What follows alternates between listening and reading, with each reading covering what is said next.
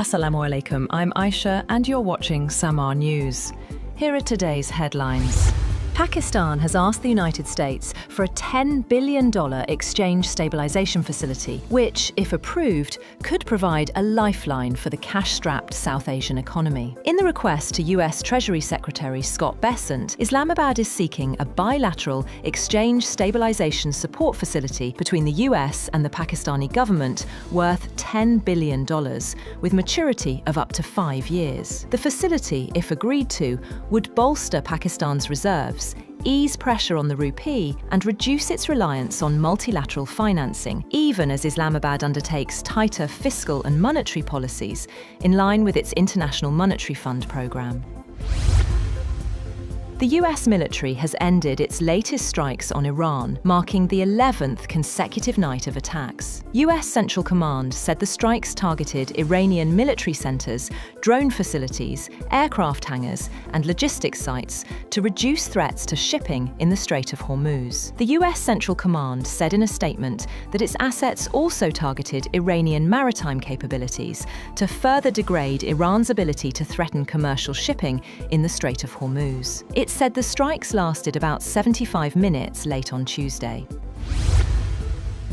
US Defense Secretary Pete Hegseth has told lawmakers that the US war in Iran has cost $37.5 billion, while urging Congress to approve more funding. He warned funding shortages could impact military readiness, while lawmakers criticized the administration over its handling of the war. Hegseth told lawmakers at a hearing in Washington that the $37.5 billion included certain aspects of the war, as well as anticipated costs through September 30th. The Pentagon says 18 US troops have been killed and about 430 injured since the conflict began, as Trump continues to threaten further strikes on Iran.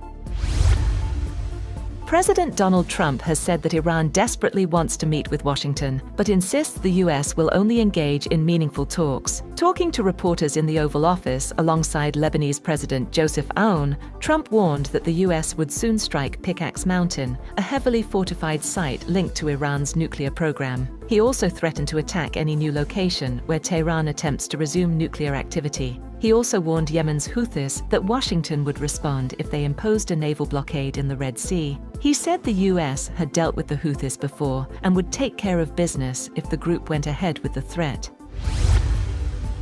France has approved a ban on social media access for children under 15, becoming the first European country to introduce a digital majority law aimed at protecting minors online. The legislation, passed by both the French Senate and National Assembly, will take effect from September 1st. Social media platforms will be required to verify users' ages, block new accounts for under 15s, and close existing accounts belonging to younger users within 4 months. France's decision follows Australia's under-16 social media ban, while the European Commission is also working on broader rules to regulate platforms and protect young users.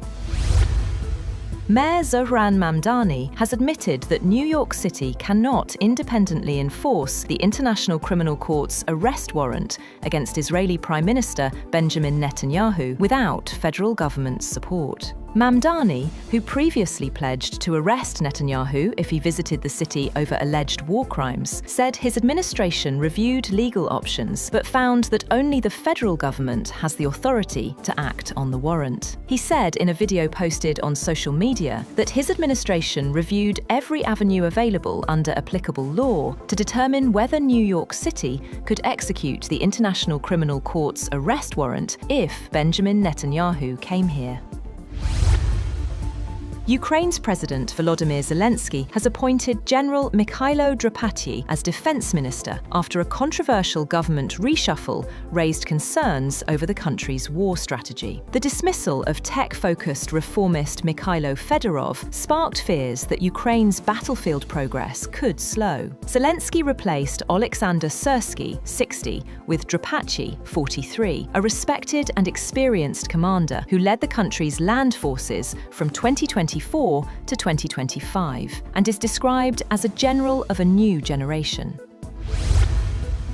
India's Education Minister has said that Prime Minister Narendra Modi's administration was committed to addressing the concerns of protesting youth and exam reforms, in the latest sign that the government was beginning to respond to growing protests. The comments by Dharmendra Pradhan are his first since the youth-led Cockroach movement launched a protest in New Delhi last month, seeking his resignation over the leak of medical school test papers. He said the students of India deserve far better than being treated as props in a political campaign.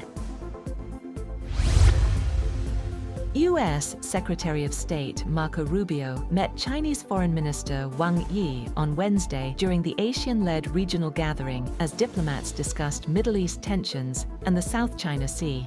The two were expected to discuss a possible summit between President Donald Trump and Chinese President Xi Jinping later this year. Neither Rubio nor Wang spoke to reporters before the meeting. The talks come amid a fragile US-China truce, which faces renewed strain over Trump's allegations of Chinese interference in US elections, claims Beijing has denied. Oil prices rose to near 6-week highs on Wednesday as escalating US-Iran hostilities and fresh threats to shipping routes fueled concerns over global energy supplies. Brent crude climbed 2% to $92.85 a barrel, while US West Texas Intermediate gained 2% to $86.01 after US strikes on Iranian targets and Iranian attacks on US facilities in Bahrain, Kuwait, and Jordan. Markets were also rattled after Yemen's Iran-aligned Houthis threatened vessels carrying Saudi oil through the Bab el-Mandeb Strait, raising fears of further disruptions to global crude shipments. That's all for now. For more updates, visit www.samar.tv. Thank you for watching Samar News.